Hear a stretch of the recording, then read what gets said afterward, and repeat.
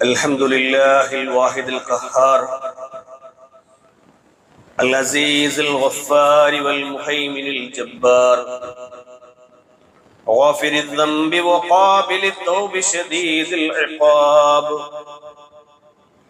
اللهم صل على محمد وعلى آل محمد كما صليت على إبراهيم وعلى آل إبراهيم إنك حميد مجيد.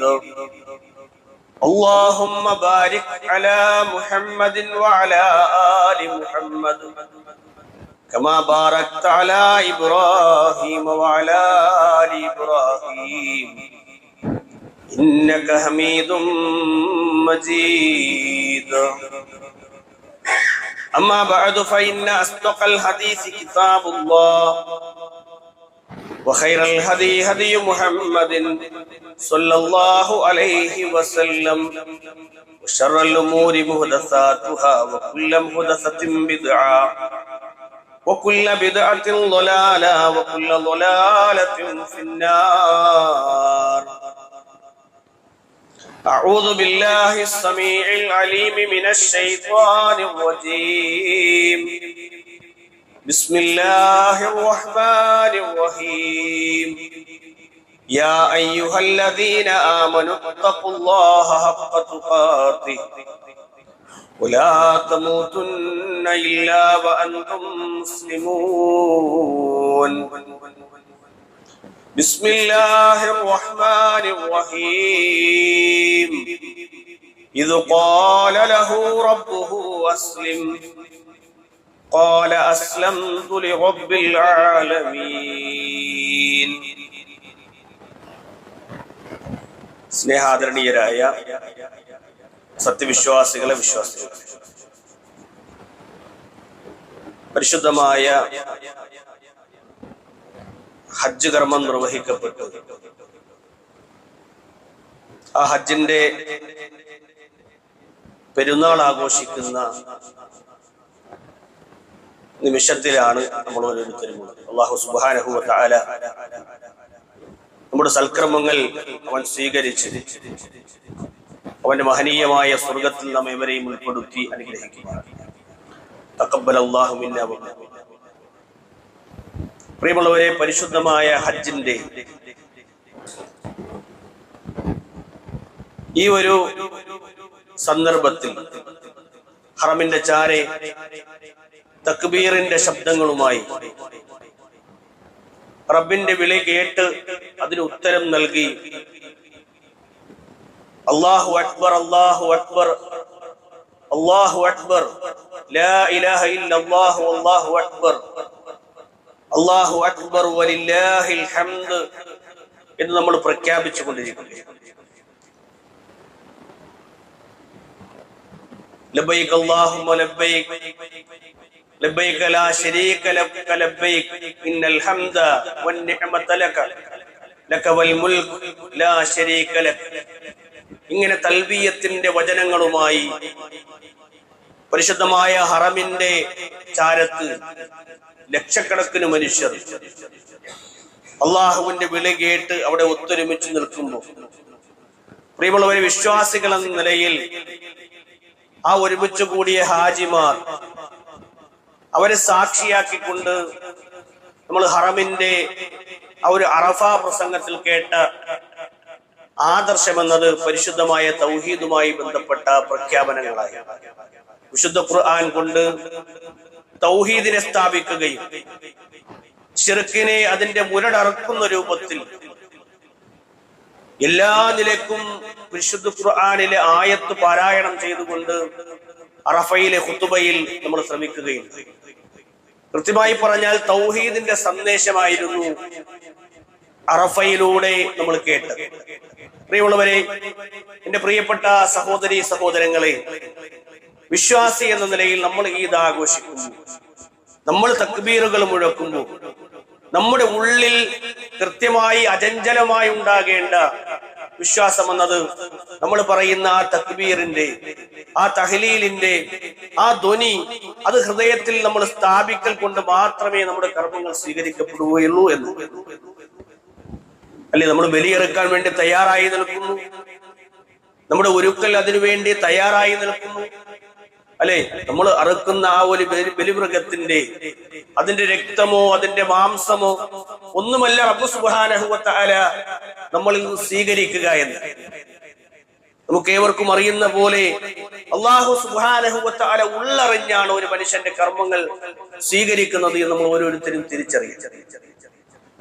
വിശുദ്ധ ഖുർആനിൽ അല്ലാഹു സുബ്ഹാനഹു വ തആല പറയുന്നത് ലയനാലല്ലാഹു ലുഹൂമുഹാ വലാ ദിമാഉഹാ വലാകിൻ യനാലുഹു തഖ്വാ മിൻകും. നിങ്ങളിൽ നിന്നുള്ള തഖ്വയാണ് നാം സ്വീകരിക്കുന്നത്. ലയനാലല്ലാഹു ലുഹൂമുഹാ വലാ ദിമാഉഹാ, ആ നിങ്ങൾ അറുക്കുന്ന ഭക്ഷ്യവസ്തുവിന്റെ അല്ലെങ്കിൽ നിങ്ങൾ അറുക്കുന്ന മൃഗത്തിന്റെ അതിന്റെ ഇറച്ചിയോ വലാ ദിമാഉഹാ അതിന്റെ രക്തമോ ഒന്നുമല്ല റബ്ബിന് വേണ്ടത്, നിങ്ങളുടെ തഖ്വയാണ് വേണ്ടത്. വലാകിൻ യനാലുഹു തഖ്വാ മിൻകും, അല്ലാഹുവിന് ആവശ്യം നിങ്ങളിൽ നിന്നുള്ള സൂക്ഷ്മതാബോധമാണ്. കദാലിക സഖറഹാ ലക്കും, അപ്രകാരമാണ് അല്ലാഹു അതിനെ നിങ്ങൾക്ക് ഉടമപ്പെടുത്തി തന്നത് എന്ന്. എന്നിട്ട് റഹ്മാനായ റബ്ബ് സുബ്ഹാനഹു വ തആല പറയുന്ന ഒരു വാചകമുണ്ട്. എന്തിന്റെ പേരിലാണ് നിങ്ങൾ ഈ മാംസം അത് അള്ളാഹുവിന്റെ മാർഗത്തിലേക്ക് ഇങ്ങനെ ദാനം ചെയ്യുന്നത്? ലിതുകബ്ബിറുല്ലാഹ അലാ മാ ഹദാകും, അല്ലെ? നമുക്ക് കിട്ടിയ ഹിദായത്തിന്റെ പേരിലാണ് തക്ബീറുകൾ നമ്മൾ മുഴക്കി.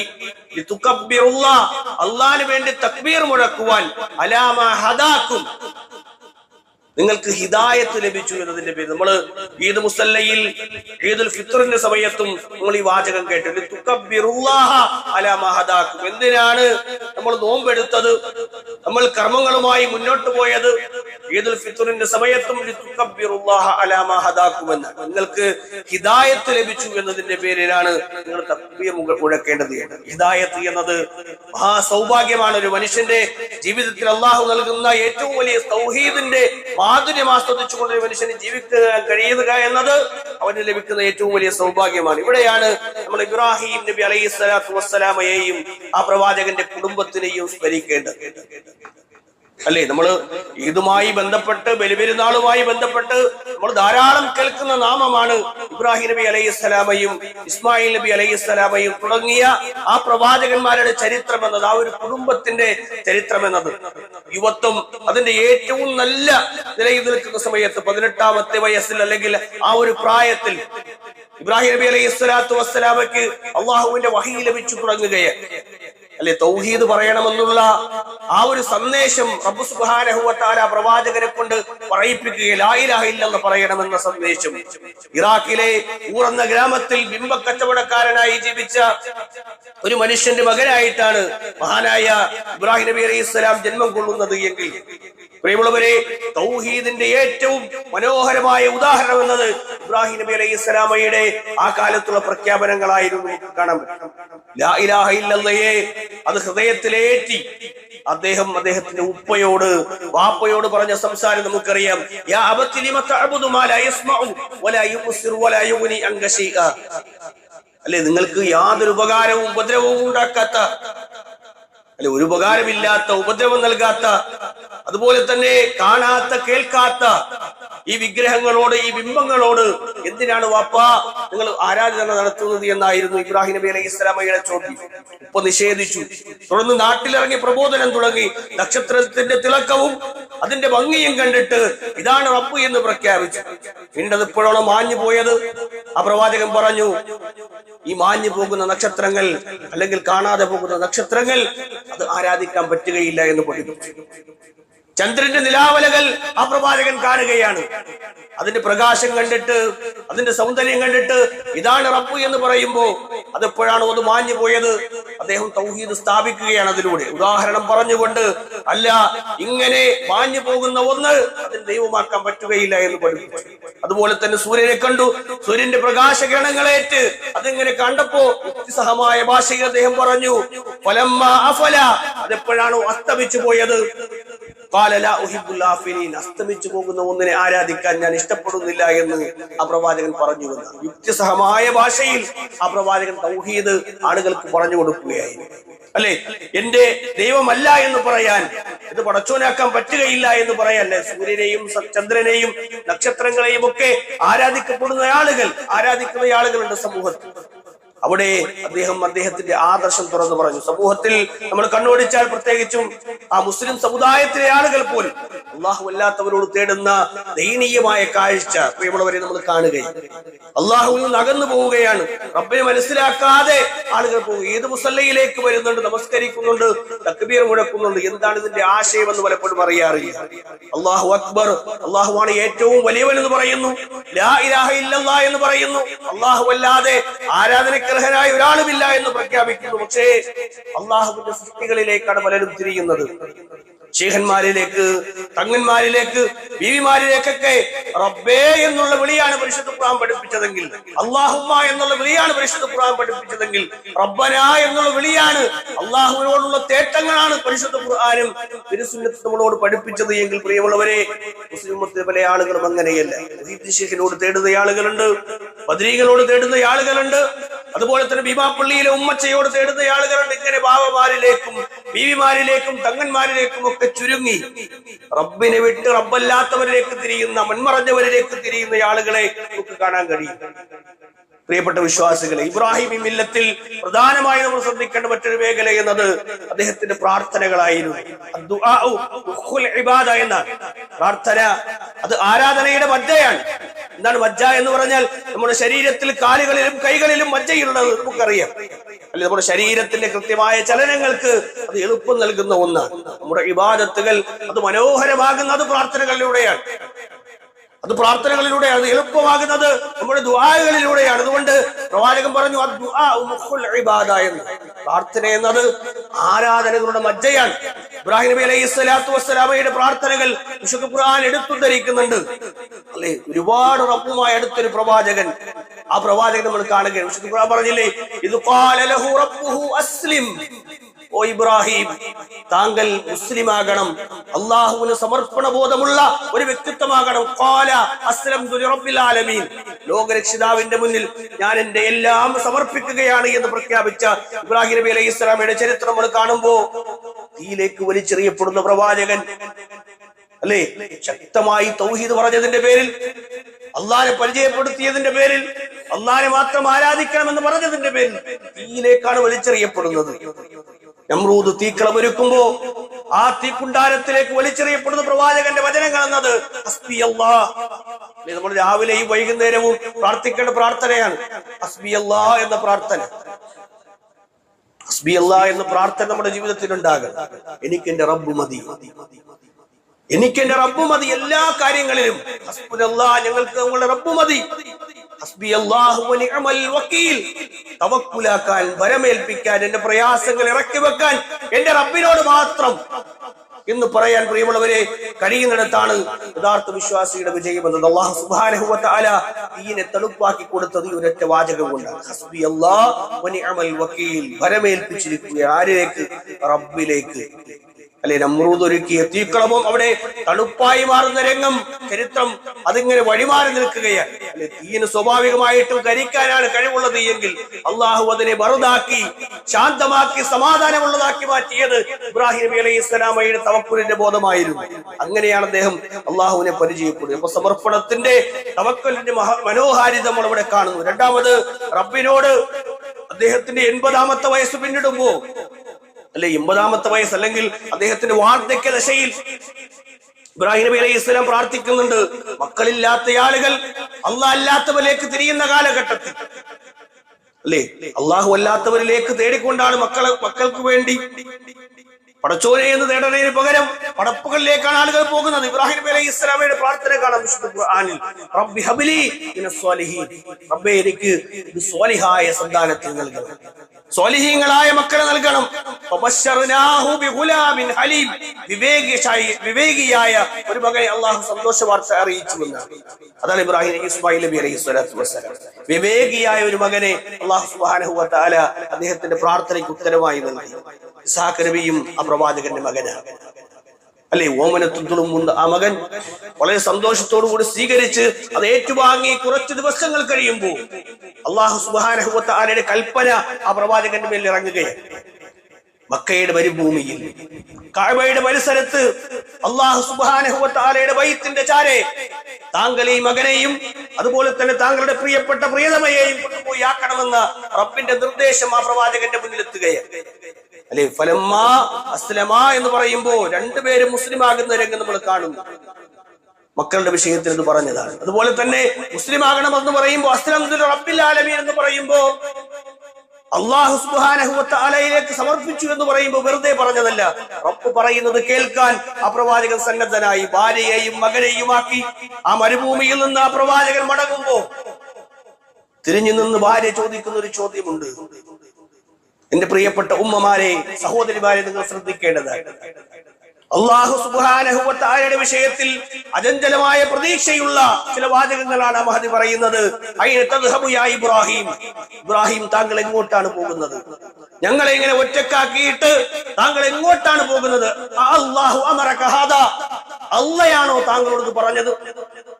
റബ്ബ് പറഞ്ഞിട്ടാണോ നിങ്ങൾ ഞങ്ങളെ ആക്കിയിട്ട് പോകുന്നത് എന്ന് പറയുമ്പോ ഇബ്രാഹിം നബി അലൈഹിസ്സലാം പ്രതിവചിക്കുന്നത് ഖാല നഅം, അതെ, റബ്ബ് പറഞ്ഞിട്ടാണ്, അല്ലാഹ് പറഞ്ഞിട്ടാണ്, പടച്ചോ പറഞ്ഞിട്ടുണ്ട് എന്ന് ബോധ്യപ്പെടുമ്പോ ഹാജറ ബിബി പറയുന്നത് ഇദല്ലാ യുളയ്യിഉന, അങ്ങനെയെങ്കിൽ അല്ലാഹ് ഞങ്ങളെ കൈവിടുകയില്ല. അല്ലെ, ആരുമില്ലാത്തൊരു പ്രദേശം, മനുഷ്യവാസമില്ലാത്തൊരു പ്രദേശം, ആ ഒരു മരുഭൂമിയിൽ തനിച്ചാക്കി പോകുന്ന രംഗം ഒന്ന് ആലോചിച്ച് നോക്കൂ പ്രിയമുള്ളവരെ.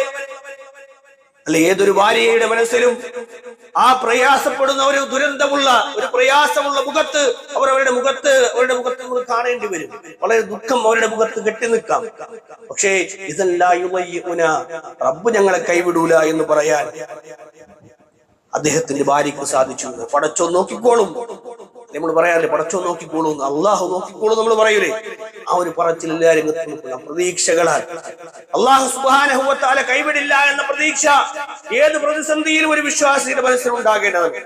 ആ ഒരു രംഗത്ത് വെച്ച് ഇബ്രാഹിം നബി അലൈഹിസ്സലാം നടന്നു നീങ്ങുമ്പോ റബ്ബിനോട് തേടുന്ന ഒരു പ്രാർത്ഥനയുണ്ട്. അവിടെ ചരിത്രത്തിലേറെ പ്രസിദ്ധമായ ഒരു പ്രാർത്ഥനയാണ്.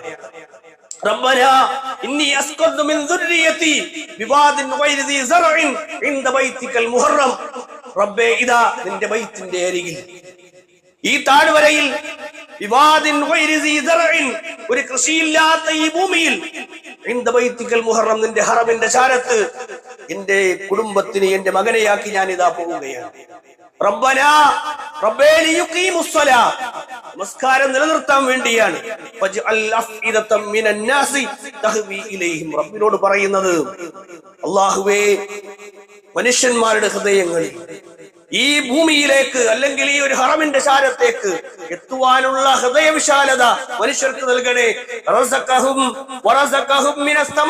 അവർക്ക് ഫലഭൂയിഷ്ടമായി കഴിക്കാനുള്ള ഫലങ്ങൾ ഇവിടെ നൽകണമേ. അങ്ങനെയെങ്കിൽ അവർ ശുക്രുള്ളവരായി മാറും. അല്ലെ, നൂറ്റാണ്ടുകൾക്ക് മുമ്പ്, കാലങ്ങൾക്ക് മുമ്പ് ഒരു പ്രവാചകൻ, ഇന്ന് നമ്മൾ കാണുന്ന 18 ലക്ഷം വരുന്ന മനുഷ്യർ ഹറമിന്റെ ചാരത്ത് നിന്ന് ലബ്ബൈക പറയുന്നുണ്ട് എങ്കിൽ പ്രിയമുള്ളവരെ, ഈ പ്രാർത്ഥനയുടെ ഫലമായിരുന്നു എന്ന്, ഈ പ്രാർത്ഥനയുടെ ഈ ദുആഇന്റെ ഫലമാണ് നമ്മൾ തിരിച്ചറിയണം. ദുആഇന് അത്രയും പ്രാധാന്യമുണ്ട്. ഇബ്രാഹിം നബി അലൈഹിസ്സലാമയുടെ ജീവിതത്തിലുടനീളം പ്രാർത്ഥനകൾ നമുക്ക് കാണാൻ കഴിയും. അല്ലെ, 18 ലക്ഷം വരുന്ന മനുഷ്യർ ഇന്ന് ഹറമിന്റെ ചാരത്ത് നിൽക്കുന്നു എന്ന് അറിയുമ്പോൾ, അന്ന് ആരോരുമില്ലാത്ത ഒരു ഭൂമിയിൽ ഹാജറ ബിവിയും മകനും മാത്രമുള്ള ഒരു സമയം ഒന്ന് ആലോചിച്ചു നോക്ക്. ജനലക്ഷങ്ങളാണ് അവിടെ. മാത്രമല്ല, ഫലഭൂയിഷ്ടമായി കഴിക്കാൻ പാകത്തിലുള്ള എല്ലാ രൂപത്തിലുള്ള ധാന്യവർഗ്ഗങ്ങളും അല്ലാഹു സുബ്ഹാനഹു വ തആല അവിടെ സംവിധാനിച്ചു വെച്ചു. റബ്ബി ജഅൽ ഹാദാ ബലദൻ ആമിന. ഇബ്രാഹിം നബിയുടെ ദുആയാണ്, ഈ നാടിനെ നിർഭയത്വമുള്ള ഒരു നാടാക്കണേ എന്ന പ്രാർത്ഥന. നിർഭയത്വം എന്നത് ഇന്ന് ആ നാടിൽ തളം കെട്ടി നിൽക്കുന്ന ഒന്നാണ്. തൗഹീദിനെയും തവക്കുലിനെയും ഇഖ്ലാസിനെയും ചരിത്രത്തിൽ ഒപ്പിയെടുക്കുമ്പോ ഇബ്രാഹിം നബി അലൈഹി സ്വലാമയുടെ ചരിത്രം അത് മാത്രം മതിയാകും. അതിന്റെ നേർക്കാഴ്ച നമുക്ക് കാണാൻ കഴിയും. ഈദ് മുസല്ല പിരിഞ്ഞ് നമ്മൾ കടന്നു പോകുമ്പോ പ്രിയമുള്ളവരെ, ബലിപെരുന്നാൾ ആഘോഷിക്കുമ്പോ ഒരു പിതാവും മകനും തമ്മിൽ നടന്ന ആ ഒരു ഹൃദയബന്ധം നമ്മൾ കാണുകയാണ്. ചരിത്രത്തിലെ പ്രധാനമുള്ള കാര്യമാണ്. നമ്മൾ ബലിയെറുക്കുന്ന ആളുകളാണ്. ഇവിടെ റബ്ബുമായി ഏറെ അടുത്ത ഒരു മകനെയും ഒരു ഉപ്പയെയും നമ്മളിവിടെ കാണുമ്പോ ആദ്യകാലത്ത് ഇബ്രാഹിം നബി അലൈഹിസ്സലാം തന്റെ പിതാവിനോട് തൗഹീദ് പറഞ്ഞ മനുഷ്യനാണ്.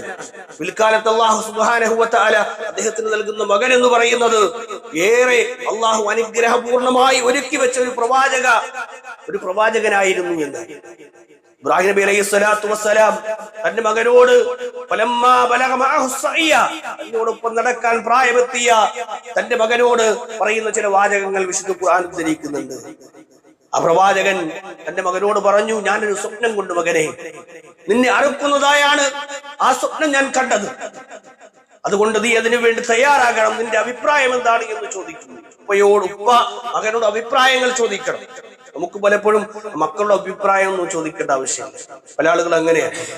എന്തെങ്കിലുമൊക്കെ തീരുമാനങ്ങൾ തിരിച്ചു അതുപോലെ തന്നെ മക്കൾക്ക് അഭിപ്രായങ്ങൾ ഉപ്പയോട് ചോദിക്കാം. അങ്ങനെ പരസ്പരം അങ്ങോട്ടും ഇങ്ങോട്ടുമുള്ള ബന്ധങ്ങൾ ഊഷ്മളമാകുന്നത് എവിടെയാണ്?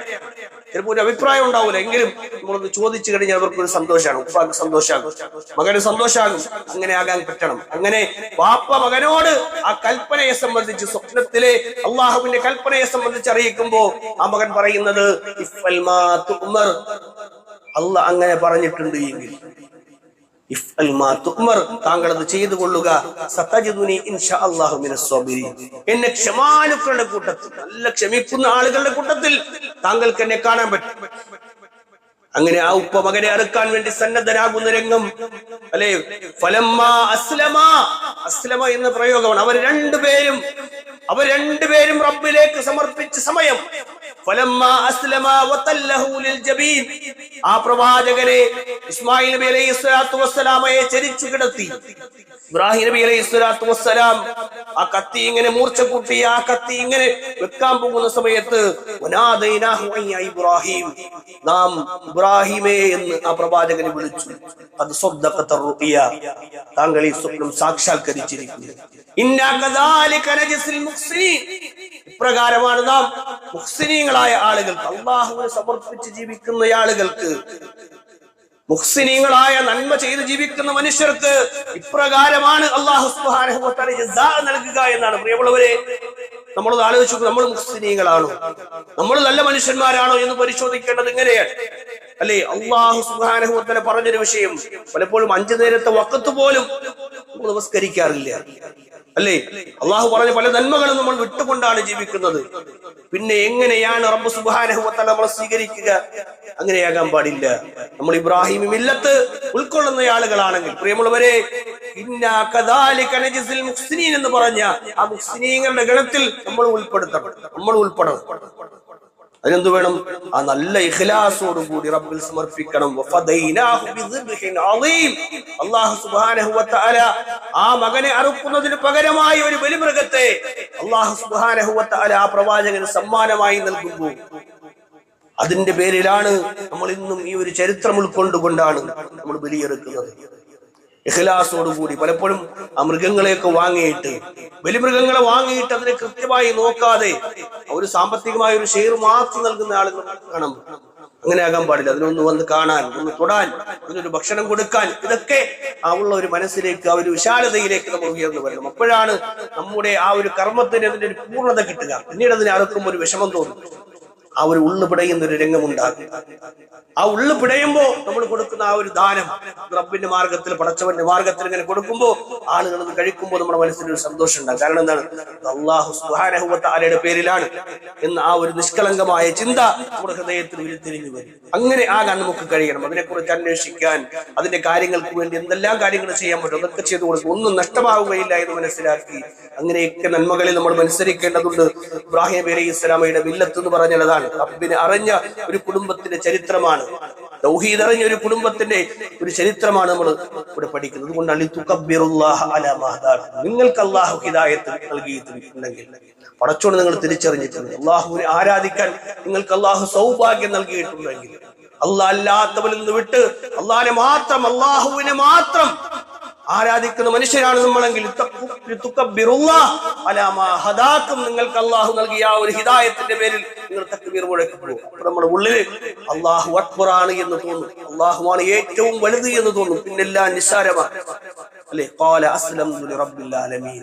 ഇബ്രാഹിം നബി അലൈഹി സ്വലാം അതാണ് പറഞ്ഞു, ഞാൻ എന്റെ റബ്ബിലേക്ക്, ലോകങ്ങളുടെ രക്ഷിതാവിലേക്ക് ഞാനിതാ അസ്ലംതു, ഞാനിതാ സമർപ്പിക്കുന്നു എന്നാണ്. അതുകൊണ്ട് പ്രിയമുള്ളവരെ, നമ്മൾ അങ്ങനെ സമർപ്പണ ബോധമുള്ളവരായി പിരിഞ്ഞു പോകുമ്പോ നമ്മൾ അങ്ങനെ റബ്ബിലേക്ക് ഏറ്റവും അടുത്ത മനുഷ്യരായി നമ്മളായിത്തീരണമെന്നാണ് നമ്മൾ ആഗ്രഹിക്കേണ്ടത്. തക്ബീർ മുഴക്കുമ്പോഴും നമ്മുടെ ഉള്ളിൽ ഹിദായത്ത് എന്ന മഹനീയമായ ഒരു പ്രഭ അത് കത്തിച്ചു വെച്ച് എപ്പോഴും നിലനിൽക്കണമെന്ന ആഗ്രഹത്തോടു കൂടി നമ്മൾ പ്രാർത്ഥിച്ചു കൊണ്ടേയിരിക്കണം. ഏത് നിമിഷവും നമ്മുടെ ഹിദായത്ത് നഷ്ടപ്പെടാം. അതുകൊണ്ട് ഹിദായത്തിന് വേണ്ടി നമ്മൾ ദുആ ചെയ്തുകൊണ്ടേയിരിക്കണം. അതുകൊണ്ടാണ് ഫാത്തിഹയിൽ നമ്മൾ പറയുന്നത് ഇഹ്ദിനസ് സിറാത്തൽ മുസ്തഖീം, ഞങ്ങളെ മുസ്തഖീമായ മാർഗത്തിൽ ചേർക്കണേ എന്ന് നിരന്തരം പ്രാർത്ഥിക്കുന്നതിന്റെ ആശയം കൂടെ അതുകൂടിയാണ് നമ്മൾ തിരിച്ചറിയുക. അങ്ങനെ ആത്മാർത്ഥമായി ഈ ഒരു ഈദ് മുസല്ലയിൽ നിന്ന് നമ്മൾ തിരിഞ്ഞു പോകുമ്പോൾ പ്രിയമുള്ളവരെ, നമ്മുടെ ഹൃദയത്തിൽ നല്ലൊരു മുസ്ലിമായി ജീവിക്കണമെന്നുള്ള ആത്മാർത്ഥമായ ആഗ്രഹം നമുക്കുണ്ടാകണം. ദുൽഹിജ്ജയുടെ 10ാമത്തെ ദിവസമാണ്. ഇനിയൊരു 10 അടുത്ത കൊല്ലം നമ്മൾ ജീവിച്ചിരിക്കുമെന്ന് അറിയില്ല. അതുകൊണ്ട് ഇതുമായി ബന്ധപ്പെട്ട് ദുൽഹിജ്ജ എന്ന് പറഞ്ഞാൽ, ദുൽഹിജ്ജയിലെ ആദ്യത്തെ 10 എന്ന് പറഞ്ഞാൽ ആ ദിവസങ്ങളിൽ വെച്ച് ഏറ്റവും മനോഹരമായ ദിവസങ്ങളാണ്, ഏറ്റവും നല്ല ദിവസങ്ങളാണ്. നന്മകൾ കൊണ്ട് ധാരാളമായി അള്ളാഹുവിൽ അടുക്കാൻ കിട്ടുന്ന അവസരമാണ്. ഈ മുസല്ല പിരിഞ്ഞു പോകുമ്പോൾ അള്ളാഹുവിന്റെ മാർഗത്തിൽ ആ മുസല്ല പിരിഞ്ഞു പോകുന്ന ആളുകൾ ഇതൊരു സുന്നത്തായി തന്നെ പ്രവാചകൻ പഠിപ്പിച്ച വളരെ ലളിതമായി പ്രവാചകൻ സല്ലല്ലാഹു അലൈഹി വസല്ലമയെ നമ്മൾ പ്രവാചകന്റെ വചനങ്ങളെ വളരെ ലളിതമായി മനസ്സിലാക്കിയാൽ തന്നെ വളരെ വിശാലമായ ഹൃദയം നമുക്കുണ്ടാകും. അങ്ങനെ റബ്ബിന്റെ മാർഗത്തിൽ ഒരു നല്ല ഒരു ഹദിയ നമ്മുടെ ഭാഗത്ത് എത്രയാണോ കഴിയണത്, ഒരു ദുൽഹിജ്ജയുടെ അവസാന 10 ആദ്യത്തെ 10 അവസാനത്തെ ദിവസമാണ്, പുണ്യങ്ങൾ വാരിക്കൂട്ടാനുള്ള സമയമാണ്. അതുകൊണ്ട് നമ്മുടെ കയ്യിലുള്ള ഒരു സ്വതക്ക ഇവിടെ നമ്മൾ സമർപ്പിക്കേണ്ടതുണ്ട്. അതുമായി ബന്ധപ്പെട്ട കാര്യങ്ങൾ നമ്മൾ വളരെ ഗൗരവവും ജാഗ്രത പുലർത്തണം. ഈ ഒരു ദിനം കഴിഞ്ഞാൽ അടുത്ത കൊല്ലം നമ്മൾ ജീവിച്ചിരിക്കുമെന്ന് അറിഞ്ഞുകൂടാ. അതുകൊണ്ട് ഈ ഒരു സ്വതക്കയിൽ നമ്മൾ പങ്കാളികളാവുക. റബ്ബനാ തഖബ്ബൽ മിന്നാ എന്ന് നമ്മൾ പ്രാർത്ഥിച്ചുകൊണ്ടേയിരിക്കുക. തഖബ്ബലല്ലാഹു മിന്നാ വമിൻകും. സുബ്ഹാനക, അല്ലാഹുവിനോട് നിരന്തരമായി പ്രാർത്ഥനകളിൽ അല്ലാഹുവെ സ്വീകരിക്കണേ എന്ന പ്രാർത്ഥന, തഖബ്ബലല്ലാഹു മിന്നാ വമിൻകും എന്ന പ്രാർത്ഥന അല്ലാഹു ഞങ്ങളിൽ നിന്ന് സ്വീകരിക്കട്ടെ എന്നാണ്. ആ പ്രാർത്ഥന വളരെ സന്തോഷത്തോടെ നമ്മൾ കൈമാറുക.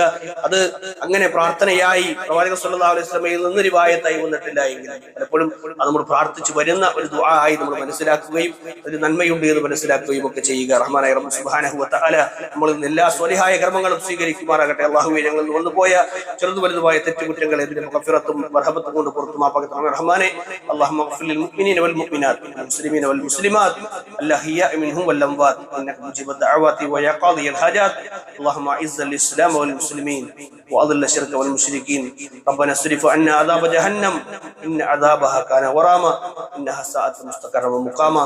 ربنا آتنا في الدنيا حسنه وفي الاخره حسنه وقنا عذاب النار. امين امين برحمتك يا ارحم الراحمين. وصلى الله على نبينا محمد والحمد لله رب العالمين.